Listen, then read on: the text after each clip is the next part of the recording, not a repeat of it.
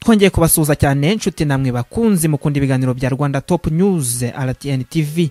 Amahoro n'amahirwe kuri mwese mudukurikira muri mu Rwanda n'abari hanze iyo giteye inkingi n'irwota amasimbi. Tubahaye ikaze, twe turabasare ni mudusange, tubasusurutse, tubasesekaze ku masoko adasanzwe y'amakuru adakama.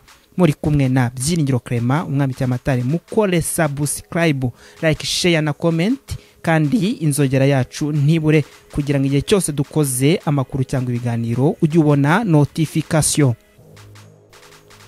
Reka duhere ku makuru yatambagiye ku mbuga nkoranyambaga no mu binyamakuru bitandukanye.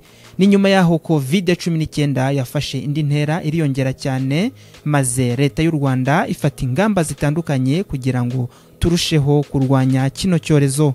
Abakina komedi ndetse n'abandi bakunda byenda gusetsa batangiye gushyira ku mbuga nkoranyambaga ibintu bitandukanye bisekeje n'ibindi bitangaje cyane. Baravuga bati abantu boroye inkoko noneho zirimo gutaha nyuma ya ba nyir'urugo.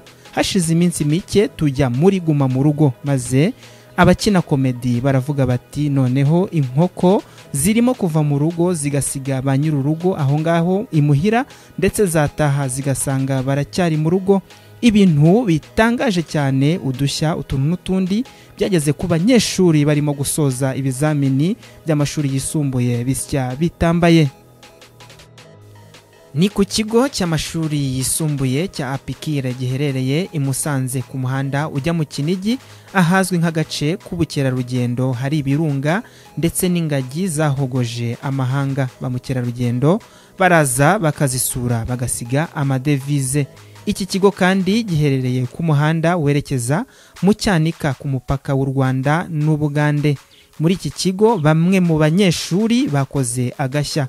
N'abanyeshuri bari basoje amashuri yisumbuye ndetse bari barangije gukora ibizamini bisoza amashuri yisumbuye. Muri rusange n'abanyeshuri bakoze ibintu bitangaje cyane kandi byababaje abayobozi, byababaje abarezi n'abandi bantu bose babibonye ku mbuga nkoranyambaga ndetse no mu binyamakuru bitandukanye. Bagize gutya bafata amakoro, bafata amabuye y'amasarabwayi, bashaka inkoni nziza cyane ndende z'imikongoti, berekeza ku cyumba cya animateri. Baravuga bati animateri turagukubita zikurye ayo wonse agushiremo.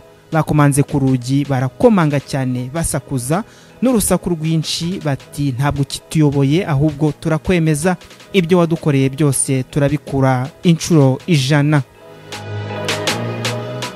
Rwanda Top News yaganiriye n'umwe mu barezi bakorera kuri icyo kigo, atubwira ko nawe ibyo bintu yabimenye kandi yarahari abizi neza. Yagize ati animateri yumvishe urusaku rukomeye cyane, yumva abana barakaye ndetse yumva nta mikino bafite.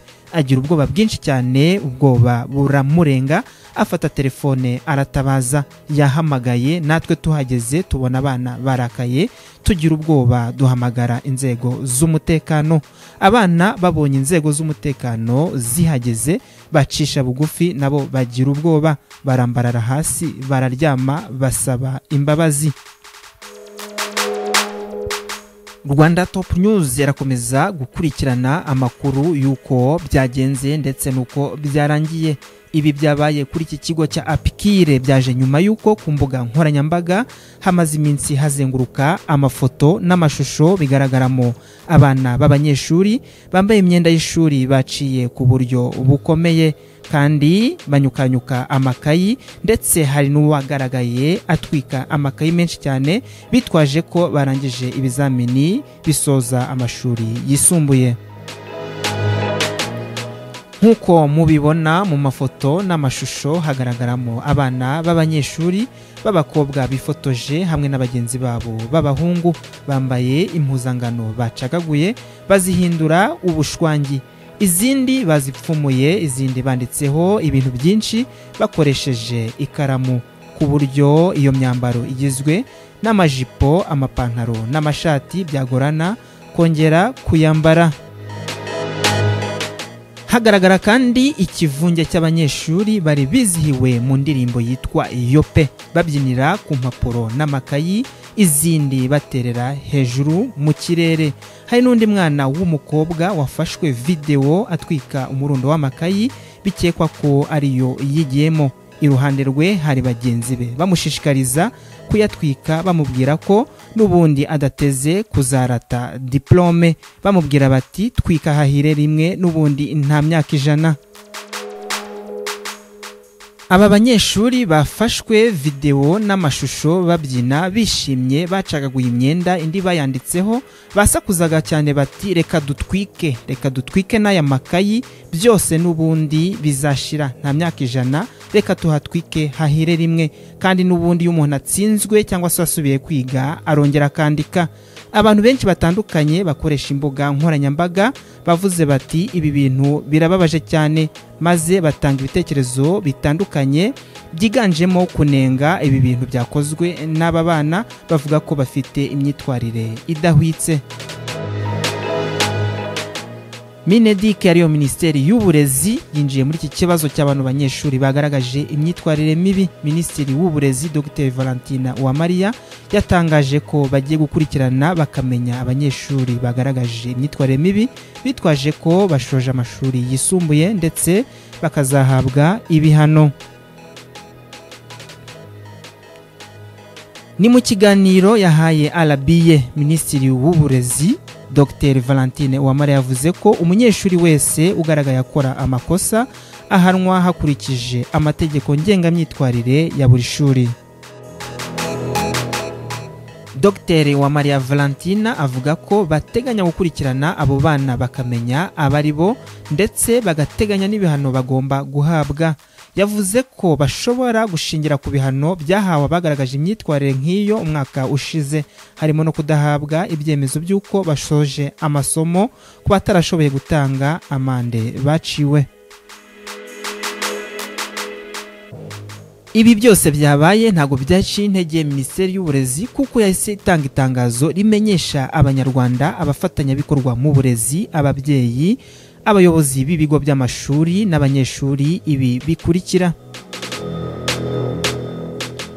Abanyeshuri biga mu mashuri y'incuke n'icyiciro cya mbere cy'amashuri abanza bazatangira igihembwe cya gatatu cy'umwaka w'amashuri 2020-2021 tariki 2 Kanama 2021 nk'uko byari byarateganyijwe ku ngengabihe y'amashuri.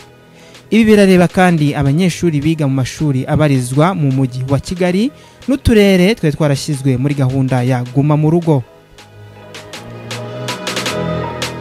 Abanyeshuri bo mu mashuri makuru na kaminuza bazakomeza kwiga uko bisanzwe. Icyakora amashuri makuru na kaminuza yo mu mujyi wa Kigali n'uturere twa Burera, Gicumbi, Kamonyi, Musanze, Nyagatare, Rubavu, Rwamagana na Rutsiro azasubukura amasomo tariki ya 9 Kanama 2021. Iri tangazo ryasinyweho na Minisitiri w'Uburezi Dr Valentina Uwamariya. Reka dukomereze ku yindi nkuru yavuzwe cyane mu Rwanda mu binyamakuru bitandukanye ndetse no ku mbuga nkoranyambaga. Ni inkuru y'urugomo Oswakimo nawe yayitaginze cyane kuri Twitter, ayivugaho ibintu byinshi bitandukanye ndetse ayereka n'abantu batandukanye. Mico Didier usanzwe ukora ibikorwa byo gutunganya urusenda ahaba iwe mu rugo arakekwaho gukubita abanyamakuru ba televiziyo ubwo bari mu gikorwa cyo gutara inkuru.